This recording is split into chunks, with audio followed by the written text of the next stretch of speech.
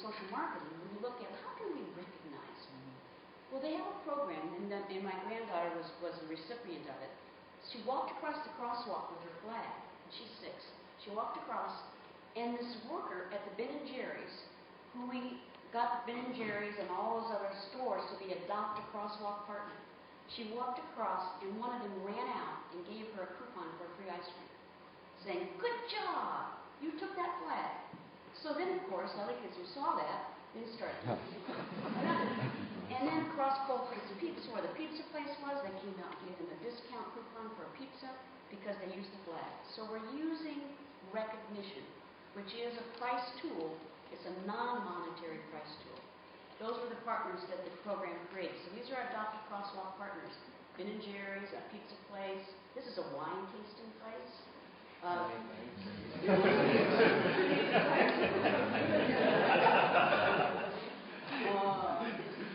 And so the place strategy, access, the place tools to improve access. So I already mentioned that we created a bucket that improves access, and then we made it a new standard to have 18 flags at every crosswalk, not 6 but 18 flags at every crosswalk. And this is the slogan, which is getting into promotion. But the actual slogan was "Take it to make it." But remember the people who felt safe. Remember the people barrier. I feel safe.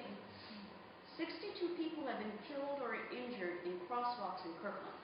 Not carrying a flag, 62. Carrying a flag, 0. Does that remind you of anything you saw earlier? Just stole that from that little sign on the lake in Tennessee. And then promotion, we had drink coasters. "Take it to make it" was the slogan. And 62 people, if you flipped it over, then that was where the other part of the slogan was. And then there were posters in the Adopt a Crosswalk Partners retail stores. There was a banner, "Take it to make it."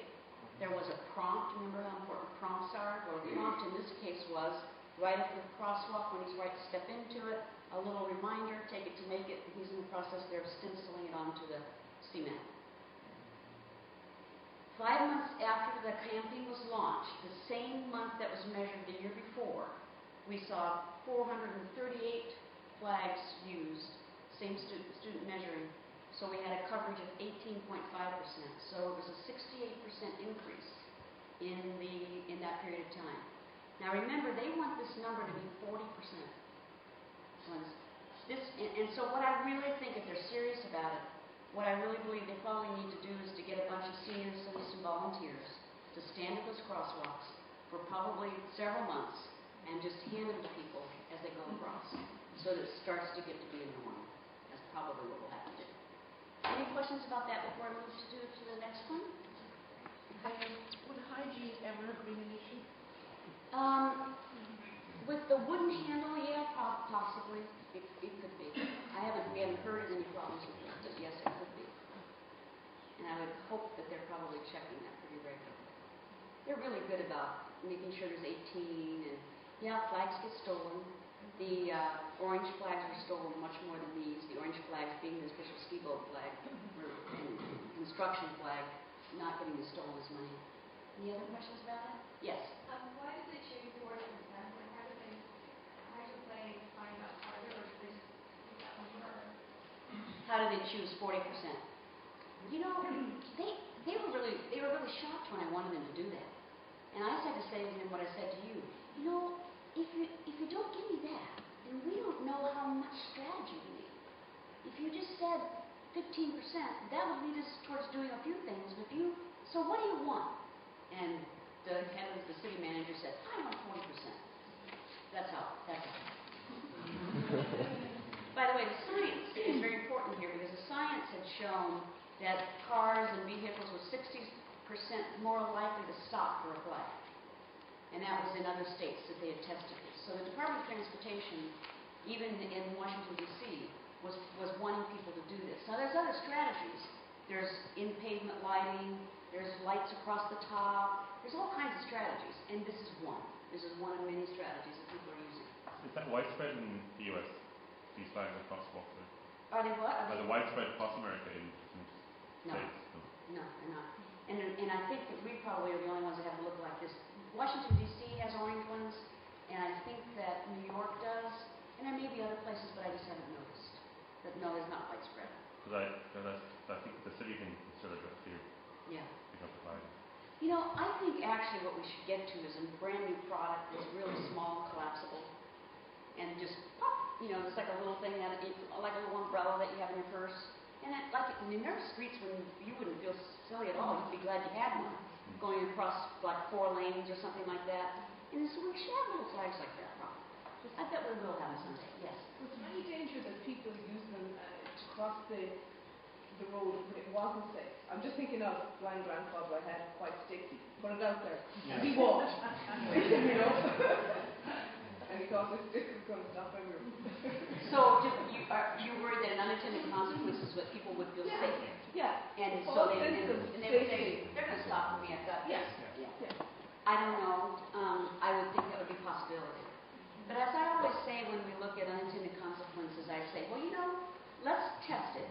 And if the benefit still outweighs the cost, then we may have to put up with that. That's why pilots are great. HIV/AIDS testing. In one of the counties in Washington State, and as many of you may know as well, people who have HIV/AIDS, the statistics in the U.S. are that only about 1/3 of the people who are positive know it at the time. Now, at some point they may find out, but at any given time, 1/3 of the people with HIV/AIDS are not aware that they're positive. And there's also research that's shown that once people find out they are positive, going forward, they use protection and less risky sex behaviors. And in 1996, so 10 years ago, the county health department noticed a decline in testing. And we're very concerned about it because there was still rising HIV/AIDS cases. The purpose of this campaign then was to increase testing. And the focus was on rapid testing.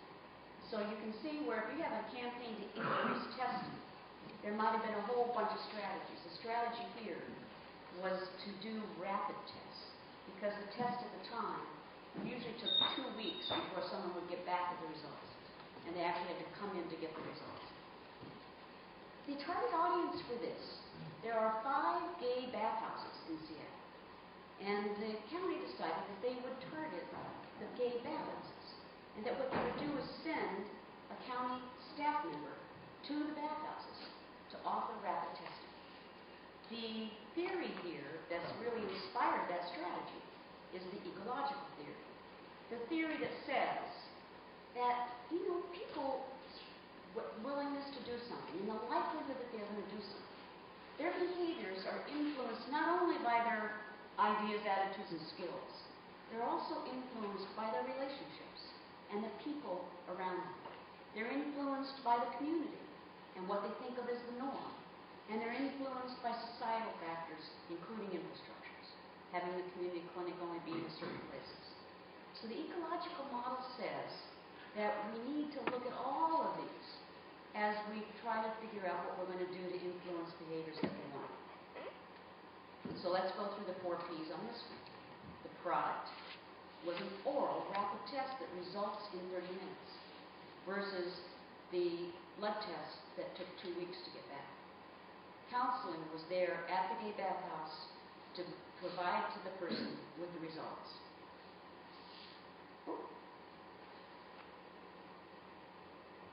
Price was free. The test was free. Place, this was really the foremost part of the strategy was the place. Going to where they were hanging out and offering the test there was the strategy. And in terms of promotion, it was interesting, the gay bathhouses, when the county approached them, were a little reluctant.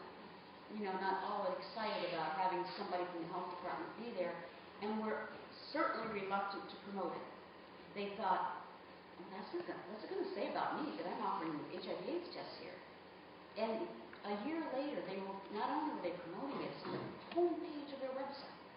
It had become such a popular attraction and a popular value thing for the people that attended there. In 4 years, they tested 1,559 men. They found 33 positives, which was 2%. Their data showed them that if their efforts gained back back with 1%. It was cost effective. In fact, they said that they would be willing to spend $10,000 to find one positive person. $10,000 was a good rate of return because preventing one HIV/AIDS case was worth roughly $500,000. So if it took us $10,000 to find one, that's not bad when you consider that the value is $500,000. Because going forward, many of them then change their behaviors. So it was seen as a high rate of return. Not only that, but the unexpected benefit they had was that then the person who found that they was positive brought their partner back to the gay bathhouse the next time so that they could get tested. All right, got 10 minutes, final case, litter prevention. So we get in our state about 16 million pounds of litter every year. And we spend $4 million to pick it up, and that only gets us about 25%. So the purpose of this campaign was to reduce litter. Our focus was on cars and pickup trucks. Now, I know you're all staring at this, so I've got to explain it for you. We get 35,000 pee jugs dumped on the roadways every year. They're the truckers. So why aren't the truckers stopping at the public restrooms? Time. And what is time? Yes. So, okay, and I did these focus groups, the most interesting focus groups I've ever done.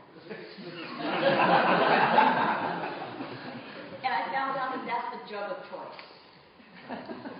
That's the jug of choice. I'm not going to go into the details of why they told me that this was their favorite jug, because it's too graphic. So our target audience were the 20% of the people who were tossing the stuff out of their cars and trucks and cigarette butts and out the back of the pickup truck. About 20% of people litter. 80% of us don't.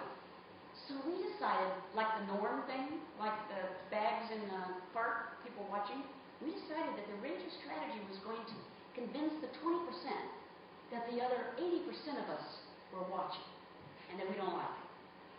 Therefore, the behavior, so we really have a social norms focus here.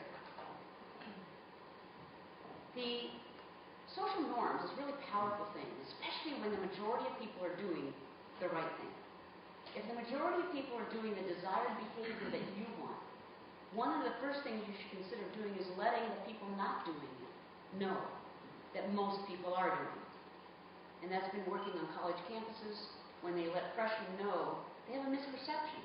Surveys had shown that freshmen in college thought that most kids were binge drinking every week, when in fact only 25% were. Often people will end up doing something in order to fit in. So if you let them know that that's not the norm, you'll get a whole bunch of people not taking on a behavior that you don't want them to take on to fit in. The product here was a hotline. The hotline works like this. I can be driving down a road in Seattle, and if I see somebody's hand out the window with a cigarette butt, I change lanes and get right behind them. Then I write down their license plate number. Then I just wait for them to toss it. And when they toss it, I notice where I am and about what time of day it is. When I get to my destination, I call 1-866-LITTER-1, and a live voice 24/7 says, "Thank you for calling the Washington State Litter Hotline. What did you see?" I saw someone toss a cigarette butt out the window. Was it the passenger side or the driver's side? It was the driver's side. Where were you? Well, I was on Interstate 5 at about 45th. What time was it? Well, it was yesterday afternoon about 3 o'clock. And did you get the license plate? Yes, I did. Thank you very much for helping keep Washington green. In 2 days, that person who's the registered owner of that car will get a letter, and the return address says Washington State Patrol. It doesn't say Department of Ecology, who sponsors this, because they're not going to open it up if it's ecology, but they'll open it up if it's the Washington State Patrol. They open it up, and it says, "Dear registered owner of this car with license plate, a concerned citizen saw someone toss a cigarette butt out the driver's side of your window of your car 3 o'clock yesterday, Tuesday afternoon, on I-5 near 45th. I want you to know that if I or one of my troopers had seen you, we would have fined you $1,025. Okay? Or you can report it online. What I'm testing now, as a marketer, what I'm really curious about is what can we do for those poor truckers? I mean, they won my heart. You know, it's like, poor guys, I don't blame them. They don't want to stop. But they also don't really feel okay about dumping that junk out. They don't feel good about it. But, why don't we do like the post office? You know, when they go to the weigh stations, they have to go to the weigh stations anyway. How about when they go to the weigh station, let them roll down their window and toss the pea jug into one of these cartons. And then that's very convenient. Then they won't necessarily toss it on the road. Not only that, what I'd really like is I'd like to give them a clean jug to pick up on the way out. I thought that was the new pea jug you're designing.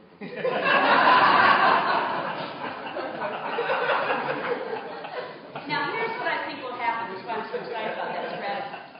I think that it's very possible that if we did this, especially the clean jug thing, that those truckers would start twittering about it, and that they would Twitter their other truck drivers and go, you won't believe what they're doing in Washington State.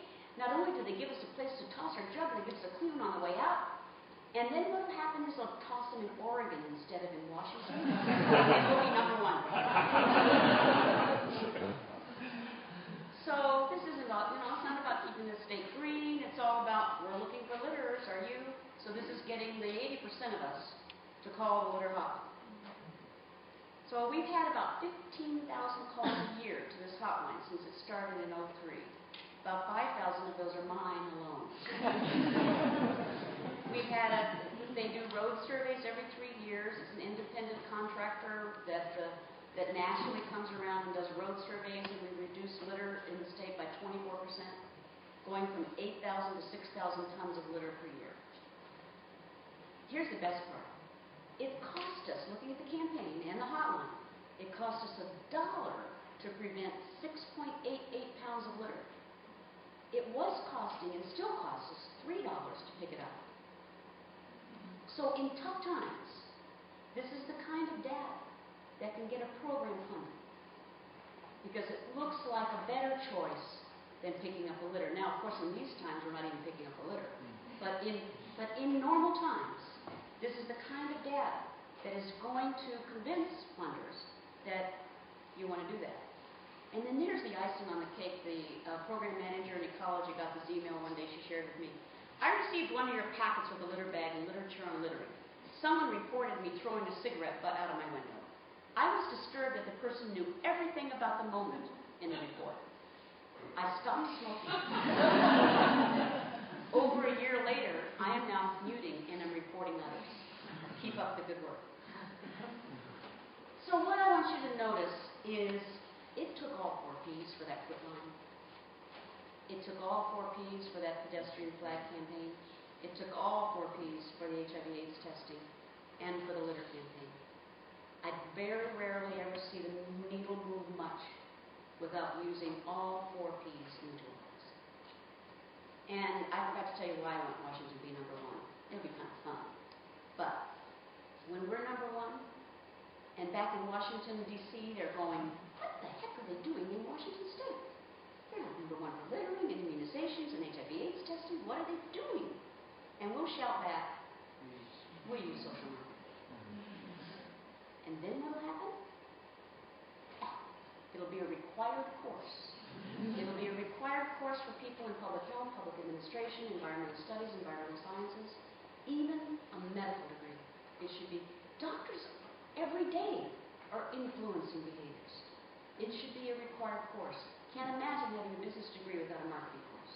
We should not be doing public administration degrees or public health degrees without a marketing course as well. Okay, that's it. It's noon. You've got your